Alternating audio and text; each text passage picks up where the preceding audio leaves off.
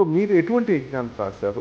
ఎటువంటివి మిస్ అయ్యామనుకున్నారు? వాళ్ళ కళ్ళ ముందున్న ఆపర్చునిటీస్ ఏంటి?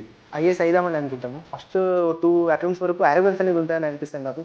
My interests are only two, sir. Either I do civil services, that only for 2 attempts. ఒకటి అడ్వాంటేజ్ ఏంటంటే నీట్ సివిల్ సర్వీసెస్తో పాటు forest service and group 1 attempt group చేస్తుంది.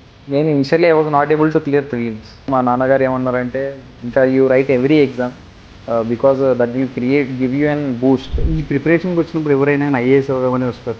ఇప్పుడు ఒక 2 అటెంప్ట్స్ తర్వాత అరే ఇంకా 2 అటెంప్ట్లు అయ్యాయి కదా కాలేదు అని చెప్పేసి ప్లాన్ బి తీసుకున్నప్పుడు సార్ దీన్ని డైల్యూట్ అయిపోతుంది. ఈ 2-3 ఇయర్స్ టైంలో నా ఆప్షనల్ మీద ఒక ఎంఏ కోర్స్ ఏదో ఒక ఓపెనింగ్ కోర్స్లో చేసేసి ఉంటే ఎలా ఉండేది అని ఎప్పుడైనా థాట్ వచ్చిందా? We need to balance both the things. Moreover, we come into the preparation only to clear the examination rather than being any degree level. So I'll just give everything in anthropology only for the exam. I would like to have that doctorate in my name.